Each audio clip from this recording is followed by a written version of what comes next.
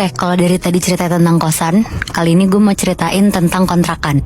Jadi ini kejadiannya terjadi sekitar tahun 2006. Kebetulan waktu itu yang ngalamin namanya Dimas. Dimas ini tuh baru pertama kali ngerantau. Dia ngerantau ke daerah Karawang. Dimas ini asalnya dari Purwokerto. Waktu itu Dimas tuh datang sama 5 orang teman lainnya dari Purwokerto. Dan dia ketemu juga lah sama puluhan teman barunya dia ini di penampungan calon karyawan baru ini. Tempatnya ini di Yayasan Penyalur Tenaga Kerja di Karawang. Nah, setelah semuanya kumpul, di hari itu Dimas sama teman-temannya ini dianterin ke kontrakan yang udah disiapin sama si perusahaannya ini.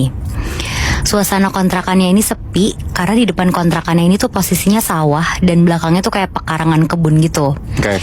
Dan di samping kirinya dia, itu tuh ada rumah Pak Rudi. Dia ini tuh pemilik kontrakannya. Mereka semua nempatin kontrakannya itu ada 3 petak. Di situ ada sekitar 8 pintu kontrakan yang diisi sama calon-calon tenaga kerjanya. Jadi total-total kalau dihitung tuh ada 30 sampai 35 orang. Kondisi kontrakan tuh bisa dibilang kotor karena banyak coretan-coretan gitu di temboknya.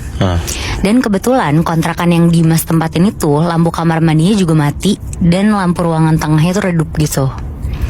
Sehari setelah mereka nempatin kontrakan itu, mereka jalan-jalan nih ke kampung terdekat nyari makan gitu. Di situ mereka ketemu sama warung makan yang gak terlalu jauh dari kontrakannya. Di situ ada ibu-ibu warung, terus nanya ke mereka, kalian ngontrak di mana? Terus dijawab, kita ngontrak di kontrakan Pak Rudi yang depannya sawah. Di situ ibu warungnya tuh sempat ngomong kalau yang ngontrak di situ katanya bertahan paling lama tuh cuma 1 bulan. Wow. Nah, pas ngedenger itu, mereka tuh awalnya kayak ya udahlah, nggak ngerasa aneh sama sekali. Mungkin karena lokasinya juga nggak terlalu enak kali. Udah tuh, selang seminggu setelah mereka ngontrak di situ, mereka masuk kerja ke pabrik. Akhirnya pas lagi libur, mereka mutusin buat ngumpul bareng teman-teman lainnya.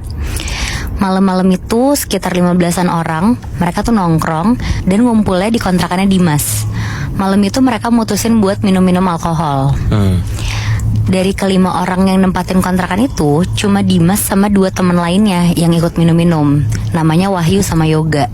Jadi yang minum tuh ada Wahyu, Yoga sama Dimas. Sementara 2-nya lagi, Yono sama Panji gak ikut minum. Malam itu setelah minum-minum, mereka tuh langsung bubar terus mutusin untuk tidur.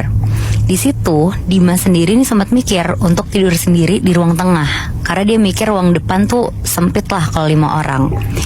Tapi nggak tahu kenapa, belum 5 menit si Dimas ini merem, dia tuh ngerasa merinding banget. Akhirnya karena dia takut, dia mutusin buat tidur di ruang depan bareng teman-teman lainnya. Nah, di sini nih mulai kejadiannya.